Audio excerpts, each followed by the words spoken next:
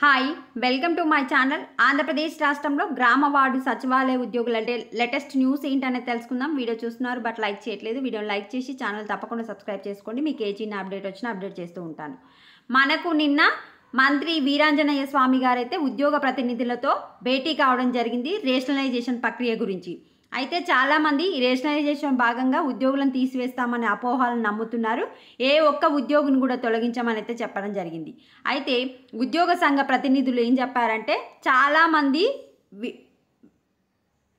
ప్రభుత్వ శాఖలోకి వెళ్లేందుకు ఆసక్తిగా ఉన్నారని మంత్రి గారికి అయితే చెప్పడం జరిగింది. సంక్షేమ వసతి గృహాల్లో వార్డెన్లుగా పంపాలని వార్డు వెల్ఫేర్ ఎడ్యుకేషనల్ కార్యదర్శుల తరపున ఆ సంఘం నాయకులు కోరారు. సో ఎవరు వార్డు వెల్ఫేర్ అండ్ ఎడ్యుకేషనల్ కార్యదర్శులు వచ్చేసి వసతి గృహాల్లో వార్డెన్లుగా పంపించాలని, అదేవిధంగా పంచాయతీ కార్యదర్శులను పంచాయతీలో భాగస్వాములను చేయాలని, ఇంజనీరింగ్ అసిస్టెంట్లను ఇంజనీరింగ్ శాఖల్లో, ఎనర్జీ అసిస్టెంట్లను విద్యుత్ పంపిణీ సంస్థల్లో చేర్చాలని ఆయా సంఘాల నాయకులు విజ్ఞప్తి చేశారు.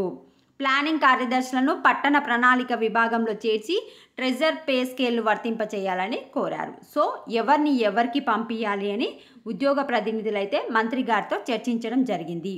నెక్స్ట్, ఉద్యోగ సమస్యల పరిష్కారానికి కమిటీ.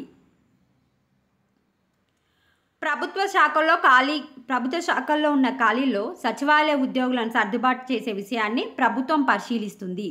సచివాలయాల మహిళా పోలీసుల విషయంలోనూ మహిళా శిశు సంక్షేమ హోంశాఖలకు సంప్రదించి తదుపరి నిర్ణయం తీసుకుంటారు. ఎవరికైతే ప్రొబేషన్ పూర్తవని వారు ఉంటారో వారికి మరొకసారి శాఖాపరమైన పరీక్షలు నిర్వహిస్తామని అయితే చెప్తున్నారు. మీకు ప్రొబేషన్ పీరియడ్ 2 years ఇచ్చిరా, 3 years ఇచ్చిరా, అది కంప్లీట్ వాళ్ళకైతే ఎగ్జామ్ పెట్టాలని ఆలోచిస్తున్నారు. ఇంకా ఫైనల్ అయితే తీసుకోలేదు. పని భారం ఉండదనుకునే ఉద్యోగులు సమీప సచివాలయకు బదిలీపై వెళ్ళవచ్చు. ప్రమోషన్ ఛానల్ కూడా తీసుకొస్తాం. ఎవరికైతే ఇంట్రెస్ట్ ఉంటుందో మీరు అదే శాఖలో మీరు వేరే ప్రమోషన్పై వెళ్ళొచ్చు అని చెప్తున్నారు.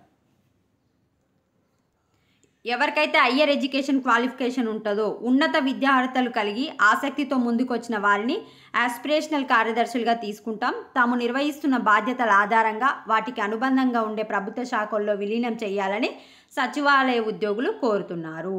పీఆర్సీ అమలు చేయాలని, సర్వీస్ నిబంధనలు రూపొందించాలని, పదోన్నతులు కల్పించాలని విజ్ఞప్తులు చేశారు. వీటికి పరిష్కారాలు సూచించడానికి అధికారులతో కమిటీ ఏర్పాటు చేస్తాం అని వివరించారు. ఇది అప్డేట్.